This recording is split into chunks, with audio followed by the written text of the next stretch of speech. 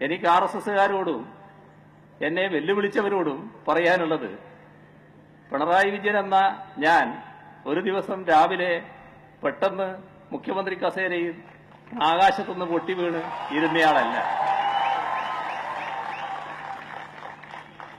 നിങ്ങളെ നേരിട്ടറിയാത്തയാളുമല്ല.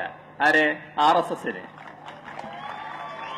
അതും നിങ്ങളെ കണ്ടുകൊണ്ടും അറിഞ്ഞുകൊണ്ടും തന്നെയാണ് എന്റെ ഇതേവരെയുള്ള രാഷ്ട്രീയ പ്രവർത്തനം നടന്നിട്ടുള്ളത്.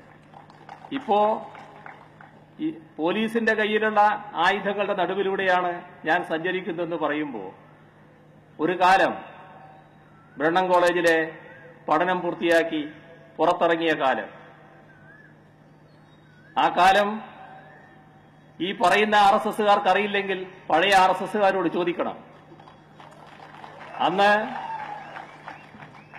നിങ്ങളുടെ കയ്യിലുള്ള ഊരിപ്പിടിച്ച കത്തിയും ഉയർത്തിപ്പിടിച്ച വടിവാളുകളുടെയും നടുക്കുകൂടെ തന്നെ ഞാൻ നടന്നുപോയിട്ടുണ്ട്.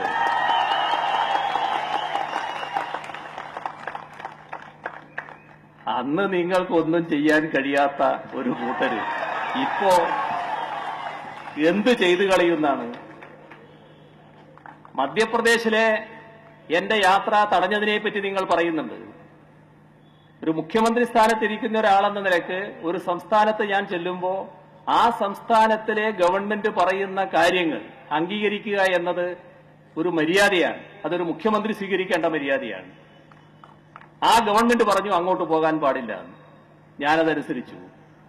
മുഖ്യമന്ത്രിയല്ലാത്ത പിണറായി വിജയനാണെങ്കിൽ ചന്ദ്രന് എന്നെ തടയാനാകില്ല എന്നത് നിങ്ങൾ മനസ്സിലാക്കിക്കൊള്ളണം. അതുകൊണ്ട് ആ വിരട്ടലൊന്നും ഇങ്ങോട്ട് വേണ്ട. എന്തിന് വെറുതെ അത്തരം പ്രയോഗങ്ങൾ നടത്തുന്നു?